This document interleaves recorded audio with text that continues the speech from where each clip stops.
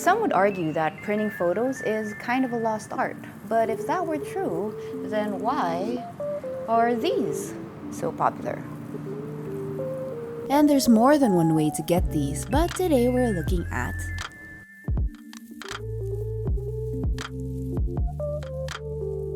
So what's new? Well, obviously we get a redesign. It remains almost the same size as before, but we do get this new corduroy-like texture and a more minimalist and barely there logo. A not so obvious addition are these LED lights. In person, they are very subtle and not at all as vibrant as you'd see in those promo photos. These are functional too and tells you things like battery status, for example. So by pressing the button here, you get 2 green lights, so that's about 60% or so. And 3 green lights means you're fully charged above 70%, and 1 green light means you need to charge soon, obviously. The lights also act as indicators. When it blinks blue, that means it's going through a firmware update. Flickering magenta means it's reprinting a photo. Blinking yellow and then turning off means it's out of battery. And finally, a constant blinking yellow light means there might be something wrong with your film. The Mini Link 3 also does away with that outdated USB micro port and replaces it with a more modern and convenient USB-C charging port. Instax also introduces 3 new colors for the Mini Link 3. We have this muted sage green, but it also comes in rose pink and clay white should you prefer those.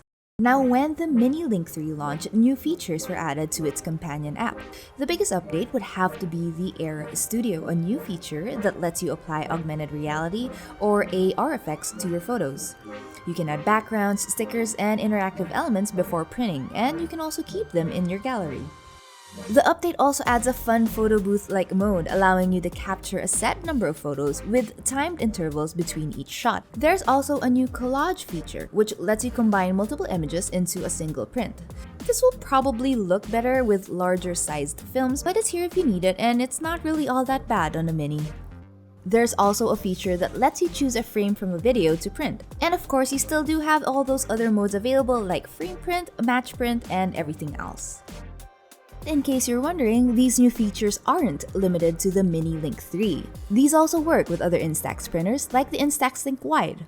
The Mini Link 3, like before, has a few tricks up its sleeve that make it a fun little printer. You can use it as a remote camera controller, for example, when taking photos using the app. Just tilt the printer up to zoom in, tilt it down to zoom out. And when you're ready, just press the button to take the photo. Want an instant reprint? Just flip the device over and press the button twice. If you want to reprint through the app, it's also as simple as swiping up and picking. And finally, in case you didn't know, you can still adjust the colors of the Mini Link 3 prints, and you can access it from the app's settings.